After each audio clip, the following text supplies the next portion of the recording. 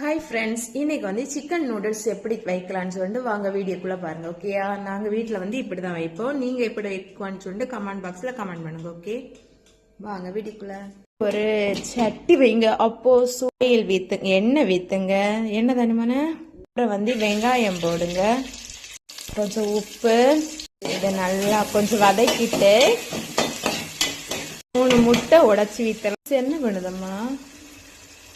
கொஞ்சம் மிளகு பொடி போட்டு நல்லா கிண்ட வேண்டியதான். கொஞ்சோண்டு இஞ்சி பூண்டு போடலாம், வச்ச பொட்டேட்டோ போடலாம். இது வந்து நல்லா வதக்கிட்டு சிக்கன் பொரிச்சதை வந்து உதிர்த்து வச்சிருக்கீங்க அதை போடலாம். சிக்கன் உதிர்த்து வச்சு நல்லா கிண்டிட்டு தேவையான அளவு போடுங்க. கொஞ்சம் சிக்கன் பொடி போடலாம், கொஞ்சம் சிக்கன் பொடி, கொஞ்சம் பெப்பர் பொடி, கொஞ்சம் மிளகு பொடி போடலாம். இந்த இது வந்து சில்லி சிக்கன் பொடினா அந்த மிளகு பொடியை வந்து அரை கொச்சரி அது போடலாம். சோயா சாஸ் கட்டு, கொஞ்சம் சில்லி வீத்தலாம். இவ்வளோந்தான் நூடுல்ஸ் கிண்டி எடுக்க வேண்டியது. கொஞ்சம் இதாக வச்சிருக்கு பாருங்க. நீங்களே நூடுல்ஸ் வந்து இதில் போடலாம்.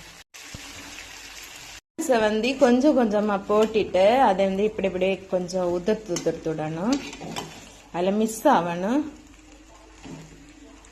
நூடுல்ஸ் ரெடி ஆகிட்டு கடையில் உள்ள மாதிரியே இதை மாதிரி நீங்கள் வீட்டில் செஞ்சு பாருங்கள். ஓகேயா?